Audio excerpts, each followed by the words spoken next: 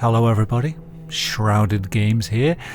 I usually just do gameplay videos, but today I thought I would do a review because I recently had the pleasure of playing through a game called Crow Country on a Twitch stream, and I just wanted to talk about it because I enjoyed it so much.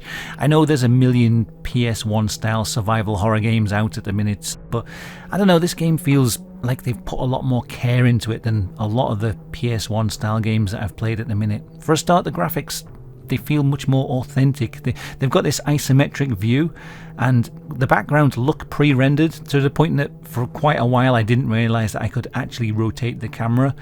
They've really captured the style perfectly. The graphics remind me almost of Final Fantasy VII or an obscure old game called Ecstatica, which I remember my brother playing a lot. As far as gameplay goes, it is your typical survival horror fare. You know, find a key to unlock a door, which then leads you to find another item that unlocks another area, and you just kind of go back and forth across the map unlocking things and solving puzzles. But there's something about the gameplay, I think it sort of feels highly crafted, like they've just spent a lot of extra time making the game work well. I think for a start, it's the atmosphere of the game, the setting. You're in an old abandoned theme park.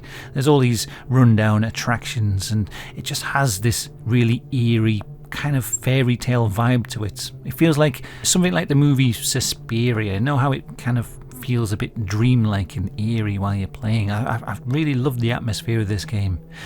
I wouldn't say it was particularly terrifying. It's a bit more light-hearted than a lot of the survival horrors that I've played, but it's just that atmosphere that runs through it. The music and the way the game looks, it's just got a kind of mild dread running through the whole thing. I found it very intriguing to play, and it just made me want to keep going with it to see what was next. You know, the fact that it was in a theme park and you were going to all these different attractions really kept the game fresh. Every area felt different, and it was just interesting to walk around and interact with everything.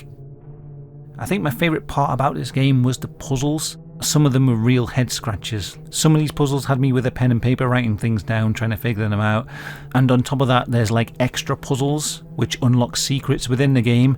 And this is a sign of a good game. I was lying in bed at night thinking about the puzzles, and something came into my head, and I was like, oh my god, I've got to try that next time I play it. And the next day I loaded it up, tried out what I'd thought of, and it worked, and I unlocked a secret. It felt really good because I don't know, it was like for ages trying to figure out what this thing does. You know, when you're just lying in bed thinking things over, and it comes to you like a flash of inspiration. So yeah, even when I wasn't playing this game, I was thinking about it.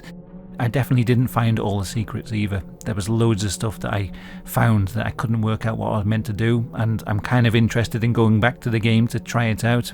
As for the story, for me with games, a lot of the time I'm not interested in the stories and I don't pay a lot of attention to them.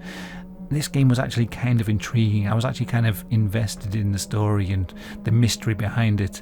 I think the way the story is delivered as well, there's not tons of dialogue. It sort of drip feeds the story to you in little snippets. So yeah, I don't want to say too much about the story, but it's kind of intriguing. The combat is janky, but it feels like it's meant to be that way. I know in old survival horror games they deliberately made the combat a little bit awkward so that you never felt like you were super powerful. It was so that you felt kind of vulnerable against the enemies. It added to the horror, and I think this is what they're trying to do. I've got to say the enemies never felt too threatening in this game.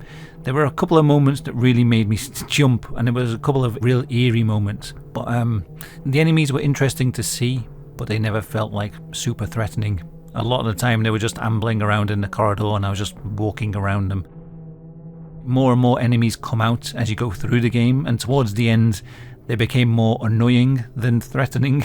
Like there's these things that pop out of the ground and fire poison gas at you, and I kept stumbling into them. It was driving me mad, but that's not a massive criticism of the game.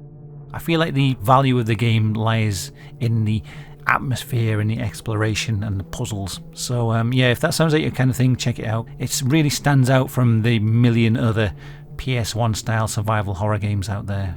I honestly think this is probably one of the best survival horror games I've played.